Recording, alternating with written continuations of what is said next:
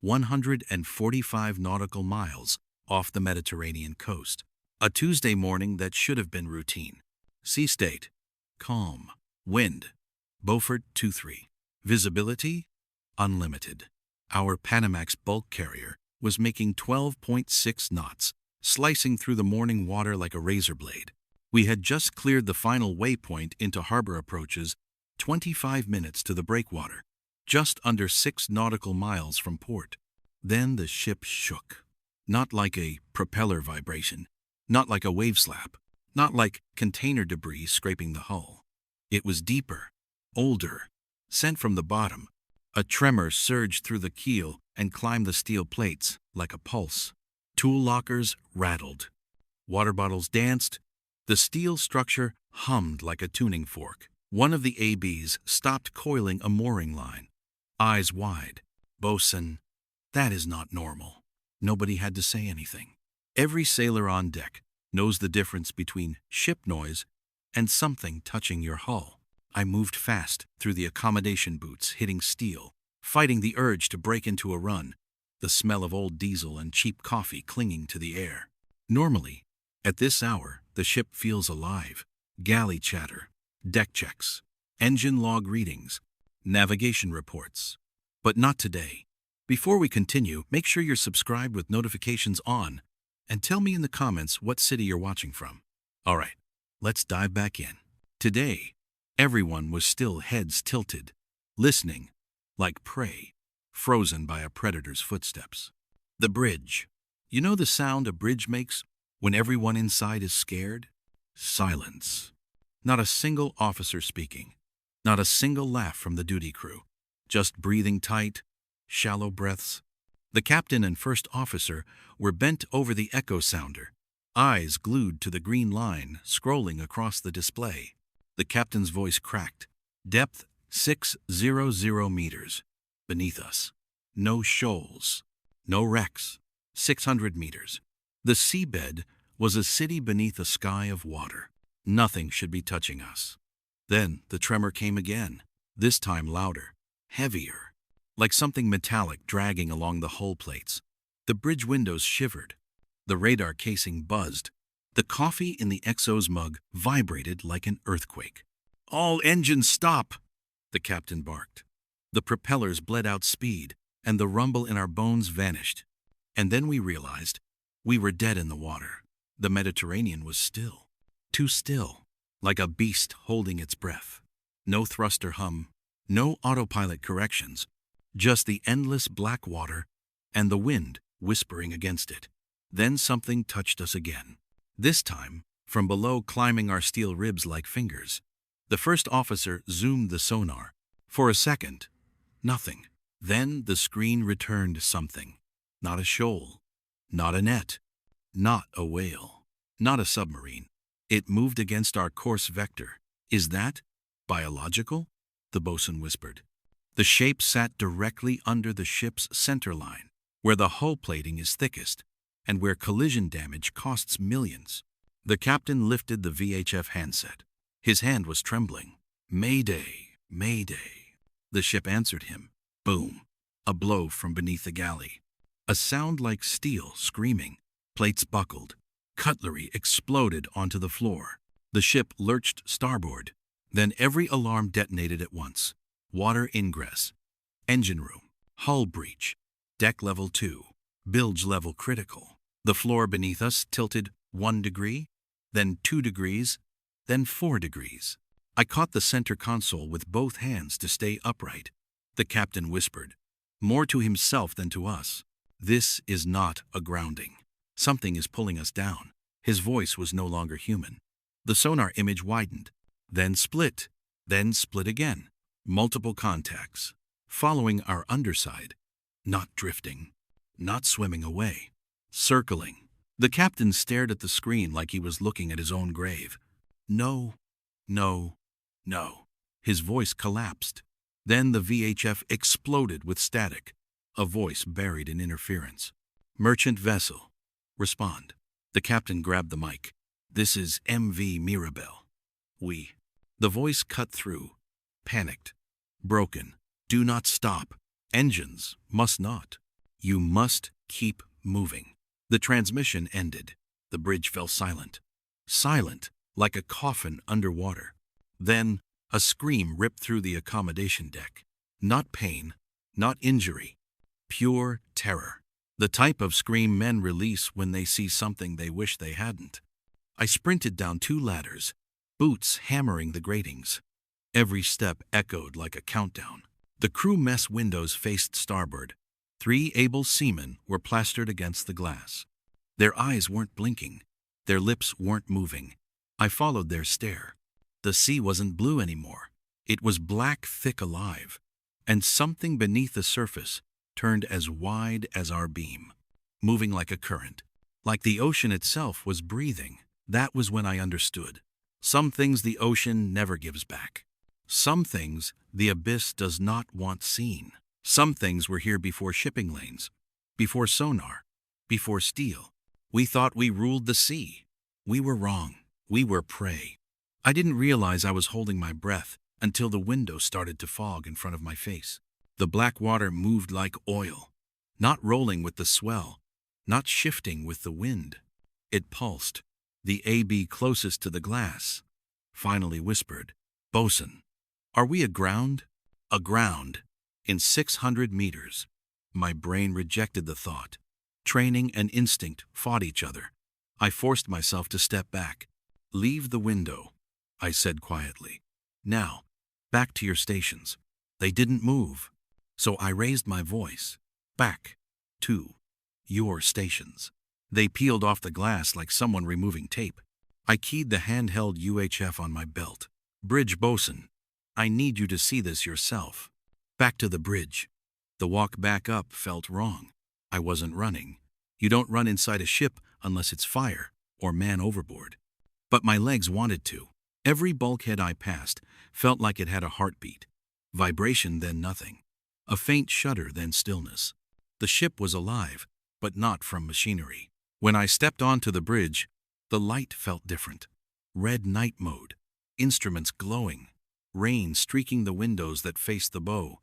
The captain didn't look at me at first. He was staring at the engine telegraph on manual, his hand resting just above stop, as if he was afraid to touch it. The 1-0 hovered by the radar. The 2-0 was at the ECDIS, eyes jumping between our track line and the depth contour. "Report," the captain said. I swallowed. "Sir, starboard side, black water, not sheen, not oil. Looks like something is moving just below surface." The 1-0 didn't look up. "I've got no surface contact there, no small craft, no wreck." "There is something there," I said, "and the men are hearing it through the hull." The captain's jaw clenched. He turned to the helmsman. "Wheel amidships. Rudder, 0. "Aye. Wheel amidships." The helmsman's hands were steady on the wheel, but the center spoke was trembling. "Heading steady, 197. The 2-0 said. "But sir, SOG is falling." I walked closer to his screen. Ground speed, 0.3 knots. But our log speed through water still showed 2.5. We were moving, but not going anywhere. Dragged, held. "Check engine telegraph," the captain said.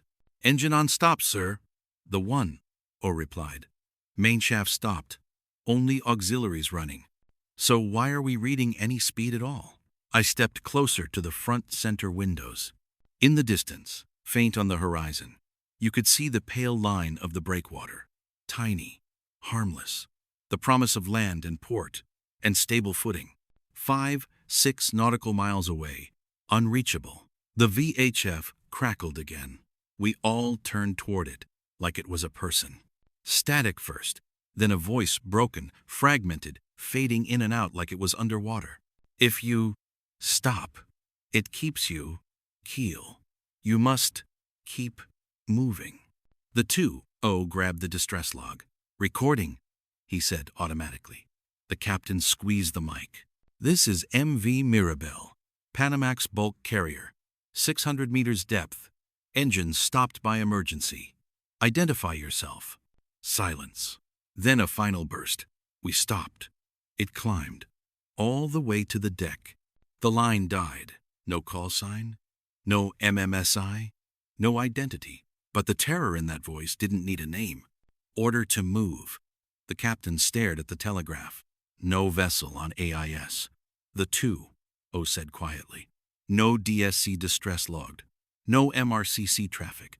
Whoever that was, they weren't talking on our time. What do you mean? The 1, asked. The 2, hesitated. Our log shows no incoming call. Only audio in the speaker. No identification data. The captain shut his eyes once, like an old man trying to wake from a bad dream. Then he opened them as master. Chief on the engine room phone. Now. The 1, grabbed the sound-powered phone on the bulkhead, cranking it. Engine room. Bridge. Static. Then the chief engineer's voice, deep, annoyed, with a thread of strain. Engine room. The 1, didn't waste time. Chief? Water ingress alarm confirmed? Engine room bilge? Aye, the chief answered. We've got ingress in bilge wells, but pumps are holding. I've got 2 men with sounding rods in the shaft tunnel now. No visible crack yet. Might be a sea chest gasket or something higher up. How much water? Enough to make me swear in 3 languages, the chief said, but not enough to stop power. Why is main engine still at stop? The captain took the phone. Chief, we have unidentified contact under the keel. Depth 600 meters. But something is interacting with the hull. We think stopping made it worse. A pause. Even through steel and cables and static, you could hear the chief engineer process those words like they were poison. So you want power back, Captain? I want to head slow. I don't care if you have to nurse the engine like a baby. I want that propeller turning. Another pause. Then, give me 1 minute. 30 seconds, the captain replied. He hung up before the chief could argue. The bridge fell into that strange marine silence again. Not quiet. Filled with the beeps and hums of instruments, the hiss of air conditioning, the faint tremor of generators, but the human part, silent. The 2, muttered numbers under his breath. List 3 degrees starboard, trim by stern, increased 0.3, draft sensor, unchanged. He looked at me. It shouldn't be changing this fast. Could be water shifting in tanks, I said automatically, like reciting a textbook. It didn't feel like shifting ballast. It felt like something was pulling the starboard side down by hand. The digital telegraph clicked. Main engine. Dead slow ahead. Somewhere below. Heavy fuel pumped. Starting air slammed into pistons. Steel turned. The engine tremor crept back into the soles of our boots. The 2, watched his sog. 0.3 knots. 0.4. 0.6. Outside, nothing looked different. Same black water. Same gentle swell. At the surface. But the sensors didn't lie. We were moving again. Or trying to. The echo sounder pinged. For the first time, the trace didn't show a flat seabed at 600 meters. It showed something closer. Not solid. Not floor. A haze. A layer. Like a second seabed moving. The 1, swallowed. Sir, that shadow under us, it's rising. Engine room. The captain made a decision. Bosun, he said, looking straight at me. I need eyes below. I already knew. Engine room? Engine room. Check ingress. Check shaft tunnel. Check for any hull deformation. Take UHF channel 3. I want updates every 60 seconds. I hesitated. Permission to take 1 OS with me, sir. Granted. Not more. I need the rest ready topside. I keyed channel 3. OSGK, meet me at the engine room access. Life jacket on. Helmet on. There was a small delay. Then a breathless. On my way, bosun. I grabbed my helmet from the rack, tightening the chin strap as I stepped out into the external walkway. The wind hit me like a wet slap. The air had changed saltier, heavier, carrying a low hum you could feel in your teeth. Rain hadn't started, but you could see the curtains of it in the distance, coming. From here, I could see the long deck, hatch covers stretched nearly to the horizon, gray rectangles shining with a thin skin of water. The foremast stood dead center like a spine. Underneath all that steel was cargo. Underneath the cargo was double-bottom tanks. Underneath that, today, something else. I forced my legs to move at a controlled pace. You don't rush down ship stairs. Slips kill faster than ghosts. The engine room door opened to a wave of heat and noise. Normal noise at first. The beat of the main engine. The whine of turbochargers. The whir of pumps. But beneath it, there was a new sound. A low, irregular knock. Not from machinery. From outside, like something gently trying each plate with a fingernail. Chike met me at the platform. Young, only 2 contracts at sea.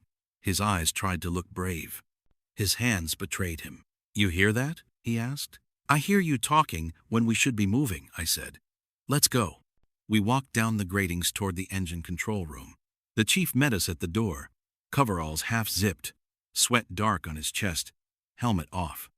He had that look only chief engineers get when a ship is misbehaving like a father whose child just said something unspeakable in church. "Bilge pumps are on auto, but I keep them on manual override," he said without greeting. "Water's coming from aft, not from a seawater line I can see. Shaft tunnel first." He grabbed his own helmet and gestured. The shaft tunnel hatch sat off the E.R. flat, bolted, dogged. A small river of water seeped under the edges, not gushing, but constant. "Sounding?" I asked. "Last one. Increasing slowly. It's not a rupture. It's like it's being forced through every seam at once." We undogged the hatch. The smell hit first. Bilge water always stinks. Oil, rust, detergent, old metal. This smelled wrong. Like something from deep, cold places that never see light. Chike gagged. "Mask up if you're going to puke," I said. "No slipping in here." We stepped into the tunnel. A long, narrow steel corridor hugging the spinning tail shaft, lit by low, yellow lamps. Water sloshed around our boots, maybe ankle deep. It was darker than it should have been, like the beam from my flashlight didn't want to touch it. I crouched and dipped my fingers. Cold, freezing cold, colder than any seawater at this depth should feel. Chike's voice shook. "Bosun, it's like ice." We walked along the tunnel, checking for obvious cracks. Nothing. Just lines of rivets, steel plates, condensation, and that unnatural water. Halfway down, the ship shuddered. Not from the engine, from something else. It felt like a hand patting the hull from outside. Once, twice, then slower, like it was searching. The chief stiffened. "You hear that?" "I feel it," I said.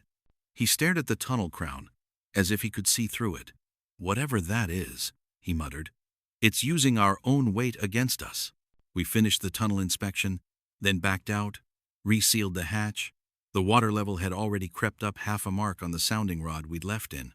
"This isn't sustainable," the chief said. "Give me full power on bilge pumps, and we might just keep it below deck plate level. But if the source increases..."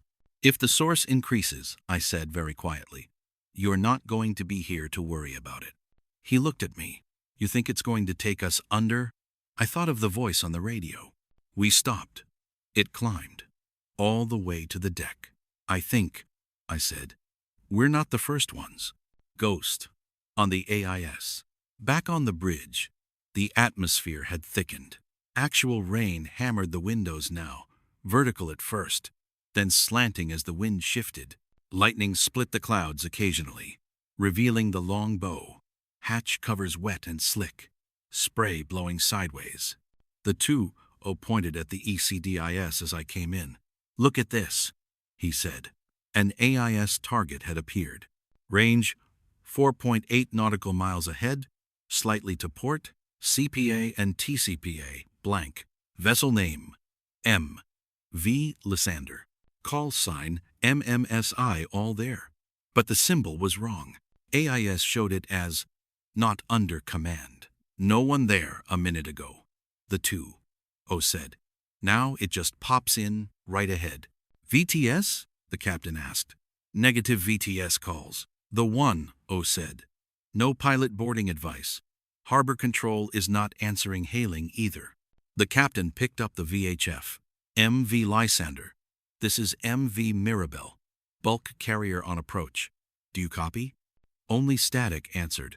He tried again, on a different working channel. Nothing. The 2O zoomed the chart. The Lysander sat almost directly on our intended track, just outside the breakwater. Adrift. Dead. This can't be coincidence. The 1O whispered. The captain's hand hovered over the engine telegraph again. Speed through water? He asked. 3.1 knots. The 2O replied. SOG.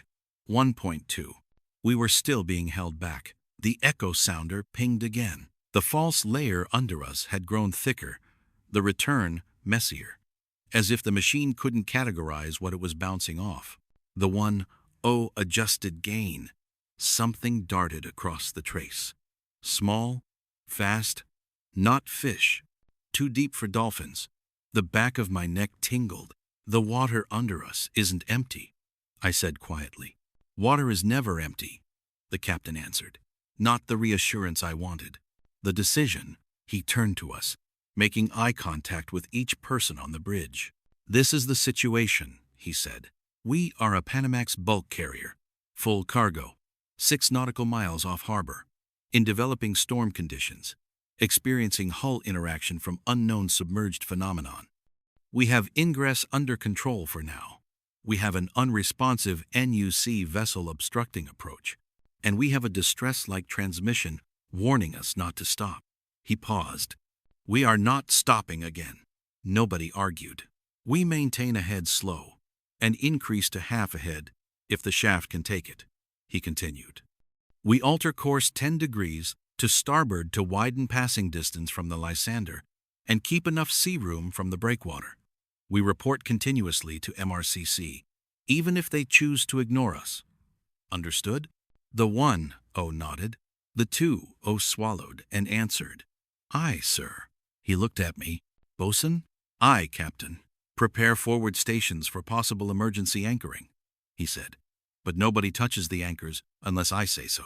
Emergency anchoring in 600 meters. It was insane. But having anchors cleared, ready, that made sense.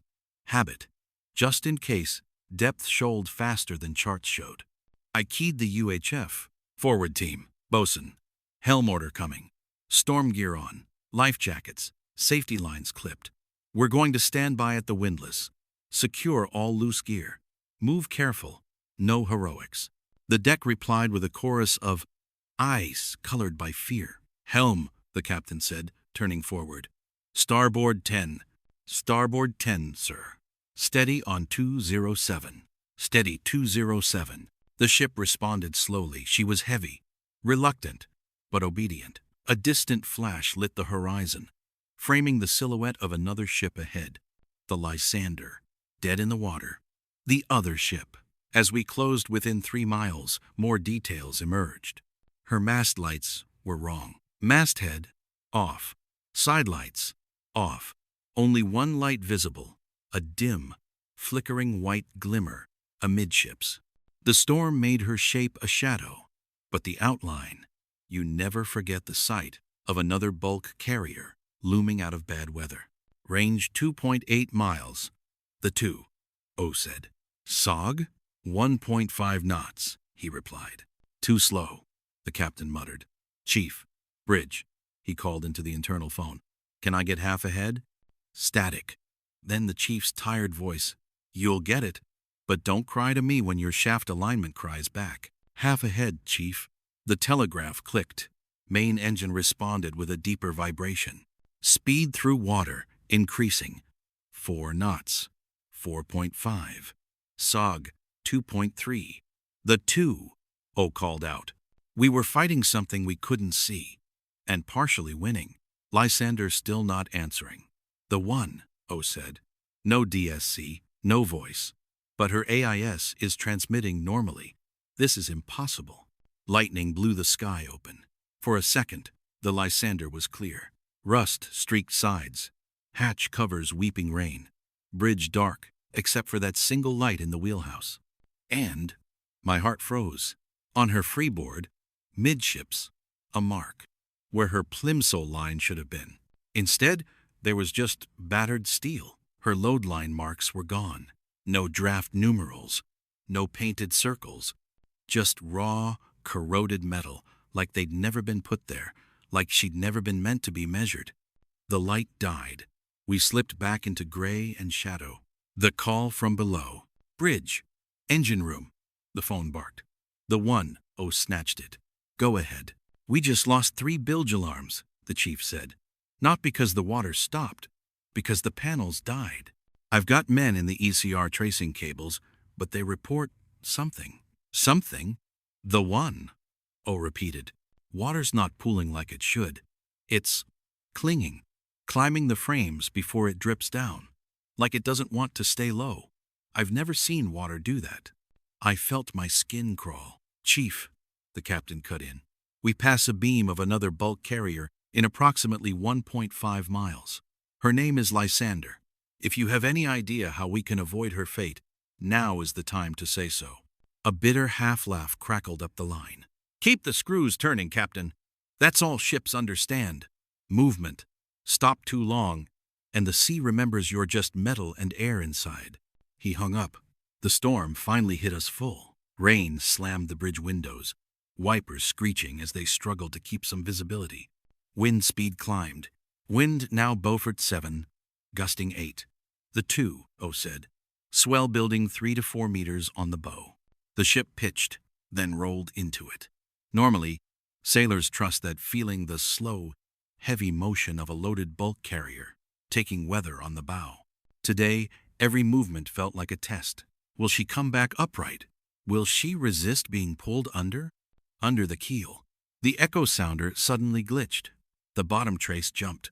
From 600 meters to 200, then to 80, then to 10. The alarm screamed, shallow water. What the 1-0 started. Check settings, the captain snapped. Range unchanged. The 1-0 said, hands flying. Frequency normal. No manual offset. The bottom trace juddered, up and down, like a heart monitor in fibrillation. Then something else appeared on the screen. Not at the bottom. In the middle, a band of interference, pulsing in time with the slight roll of the ship. What depth is that layer? I asked. The 2-0 did a quick read. 50 meters under keel. The captain frowned. That's impossible. We're in 600. Sounder says otherwise. He stared at the screen. That's not bottom, he said slowly. That's something between us and bottom. A second heartbeat under ours. A second surface under the visible one. The dark shape we'd seen, now hugging us from below at a fixed offset, like a parasite riding a host. The storm chose that moment to flash again. In that split second, light stabbed through the black water outside. I didn't see a creature. I saw a distortion, a huge, oval dark spot under the bow, where the pale green sea should have reflected lightning, as if the light refused to reach that depth, or something refused to let it. The scream in the forecastle. Bosun! Forward! The UHF crackled suddenly. It was the forward team leader, A.B. Sampson. His voice was wrong. Not panicked yet, but close. We've got movement under the forepeak. You need to hear this. The captain nodded at me. Go, he said. Stay on radio. I stepped out again into the storm. The walkway to the forward house felt longer this time. Each step timed with the ship's rise and fall. Spray hit like gravel. Rain hammered my helmet. The deck shimmered with water racing aft. At midships, I had to pause, not from fatigue, from instinct. I looked over the side. The scupper discharge water was normal frothing, greenish, air bubbles. But beyond that, the sea was black. Not color black, depth black, like looking into a pupil. The wind tried to turn my head away. I let it. No need to stare too long into things that stare back, even if you can't see their eyes. Forward, the bosun's store and chain locker structure loomed. Sampson stood outside the bosun's store, rain slicker flapping, UHF pressed to his chest. He didn't joke. Sampson always joked. Inside, he said. We stepped into the forecastle space under the bow. metallic smells, the clank of chains in their lockers, condensation dripping from frames. And under it all, a sound, faint but unmistakable, tapping. Not random, a slow, exploring tap, tap, tap along the hull plates, starting port side, traveling across the stem, finishing starboard. Then silence. Then again, closer to the deck. Been like that for 2 minutes, Samson whispered. It started just under the waterline. Now it's higher, like it's climbing. We both looked upward. Above us, metal. Above that, ballast tanks. Above that, hatch covers. Above that, weather. And beyond that, nothing between us and open sky. Unless something decided to keep going, the tapping stopped. In the silence that followed, we could hear the main engine labor slightly as the prop fought whatever was throttling water under our stern.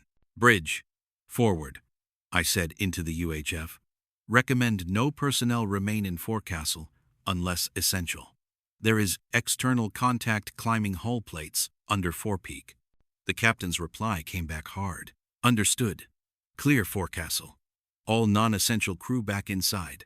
We pass the other vessel in 10 minutes. I want everyone either bridge, engine room, or inside accommodation. So we obeyed. We always obeyed the sea hierarchy. Master, then water, passing the Lysander.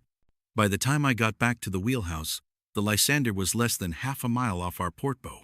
She loomed out of the rain like a drifting corpse, close enough now that, through binoculars, we could see detail. Her bridge windows were shattered inward. Her bridge wing doors hung open. Radar scanners frozen, not turning. Storm spray hit her hull, racing up her sides. Her name was painted on the side in big white letters, Lysander. Underneath, something else had been scratched into the rust, shallow but deliberate. From this distance, with wind howling and rain slamming, you'd expect not to read it. But we could. Every letter, don't stop. The two, lowered the binoculars like they were made of ice. Sir, he whispered, that wasn't done at a shipyard. The captain didn't answer. We passed her at 3 cables distance. Our wake hit her. She didn't move. Not roll, not pitch, not sway. Like something below was holding her frozen in the water. For a moment, as we drew abeam, our echo sounder went insane. Depth flickering between 10 meters and the layer under us rose, 30 meters under keel. 20. The shallow water alarm screamed non-stop until the one muted it. Speed, the captain barked. Speed through water, 6.2. SOG only 3 knots. The 2, shouted. Chief, bridge! I want more power! The chief came back sounding like he was yelling over a hurricane. That's all she'll give, Captain. Shaft torque is peaking. Any more and we risk throwing the bearings. The captain's hands whitened on the console. He looked at the Lysander, at the words carved into her skin. We stopped. It climbed. We don't stop. Not now. Maintain current RPM, he said. Maintain. The 1, repeated. The deck under our feet vibrated like a live wire. The shadow under us clung. But it didn't rise further. The climb. For the next 20 minutes, we lived in a tunnel of storm. No land visible. No breakwater lights. Just rain, waves, gloom, and that persistent, unnatural resistance from below, like towing a mountain on an invisible line. The echo sounder's layer stayed at 20 meters under keel. Occasionally, it rippled. Once, it bulged upward 15 meters before sinking back, like whatever hugged us was testing limits. Our list stabilized at 4 degrees starboard. Trim by stern increased 1 full meter. We were being dragged down aft, like something hanging onto our rudder and prop. Rudder response normal, the helmsman said in a shaky voice. Wheel 0, heading 207 steady. The captain didn't leave the con. He stood with both hands on the console, eyes flicking from windows to radar, to ECDIS, to echo sounder. At some point, he stopped blinking. The 2 watched the time to breakwater. 20 minutes. he said at first. Then, a bit later, still 20 minutes. We all felt it. Distance decreasing slower than it should. Storm or not, at 3 knots, you eat the miles. But something was stealing them. Like the sea itself wasn't flat anymore, but stretching. Time followed. The voice returns. The VHF crackled again, this time without static first. "Mirabelle," a voice said. My spine locked. It was our own call sign. Our own vessel name. But it wasn't Harbor Control. It wasn't any MRCC accent. It sounded like us. Like one of us. Like someone with our training, our slang, our cadence, speaking from very far away. The captain forced his voice level. "This is Mirabelle. Identify yourself." Silence. Then, "If you reach the breakwater, don't stop there either." "What?" The one, whispered. "You think land is safe? It's not land it wants." "Who is this?" the captain snapped. "What vessel? What position?" The voice answered, "Same vessel, same position, different time." The hairs on my arms lifted. The 2's hand hovered over the DSC distress key, then froze. "What category do you even choose for this? Unknown phenomenon? Ghost? Temporal feedback?" The captain turned the volume down, then off. He placed the mic gently on its cradle, like it was dangerous to touch. "Nobody logs that," he said quietly. "Sir, the one," began. "Nobody logs that," he repeated. "Not yet. We keep this vessel moving. We reach port. Then we decide what story we can tell without losing our licenses." His pragmatism was cold comfort, but it was something solid to hold. The breakwater. When the breakwater finally appeared, it did so all at once. One moment, only storm.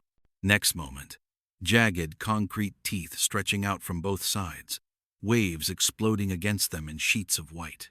Beyond them, faint, blurry city lights, swinging slowly as we rolled. The 2 read off ranges. 2 miles to breakwater line, 1.5, 1.2. The echo sounder's bottom trace stabilized again at true depth. 600 meters. The false layer under us dropped. 40 meters. 60. It wasn't letting go. It was just sagging. Like a predator that knows its prey is almost at shore, but is in no rush. "Speed?" the captain asked. "SOG 3.8, 4 knots. The storm screamed around us. Wind now on the port bow, trying to push us toward the lee side. "Helm, starboard 5, the captain ordered. "Keep her on the leading line as best you can." "Starboard 5, sir." The ship obeyed sluggishly. The breakwater grew. At its head, a green entrance light blinking through spray and rain. The port side red light was intermittently visible between wave crests. The throat between them looked small, too small for a Panamax in this weather. And under our keel, something rode with us. "Soundings ahead?" the captain asked. "Harbor chart shows shoaling to 40 meters after breakwater." The 2 said, then trending to 15, then 10, in inner basin. The false layer under us would have less and less room to hide. What happens when whatever is under us meets actual bottom at 40 meters? The 1 asked. Nobody answered. The last warning, the VHF, volume still low, flickered back to life on channel 16. Different voice this time. Old. Cracked. All ships. All ships. This is Harbor Control. Approaching traffic, reduce speed. Swell on bar. Advise anchoring off until conditions improve. We all stared at the speaker. The captain reached and increased volume. Harbor Control. This is Mirabelle. 6 miles off breakwater. Suffering hull interaction and water ingress. In communication with unknown contact under keel. Request immediate inward clearance and tug assistance. Static. Then, Mirabelle. Our radar does not show you, but we receive your AIS. Your position is inside harbor. The 2 swore softly. Impossible, he muttered. We are still outside. Our own GPS. He checked his screen. Our GPS track, according to ECDIS, showed us already inside the basin. as if we'd crossed the breakwater 10 minutes ago. But through the windows, it was still dead ahead. Gyro error? The 1O said. Both gyros can't be off by that much. The 2O replied. And GPS doesn't lie. Everything lies out here, I said. The captain made his choice. Harbor control, Mirabelle. We are proceeding in. No option to anchor. We repeat, no option to anchor. Mirabelle. Advise extreme caution. Swell on bar is... The transmission cut mid-sentence. We had passed the Lysander. We had listened to voices not from our time. We had something under our keel that didn't belong in any depth sounder. And now, land itself no longer agreed with our instruments. The captain turned to us. His eyes were tired. His voice was firm. Stand by for bar crossing, he said. All hands to stations. We nodded. We tightened our life jackets. We checked our radios. We adjusted our grips on whatever felt bolted to the world. Outside, the breakwater lights watched us come. Underneath, the shadow matched our every move. And as we crossed that invisible line between open sea and harbor entrance, one final thought crawled through my head like cold water in a boot. What if whatever lives beneath the keel isn't bound to the open ocean? What if we're not escaping it by reaching land? What if we're bringing it home? If this story moved you, hit subscribe with notifications on, and tell me in the comments, what city are you watching from?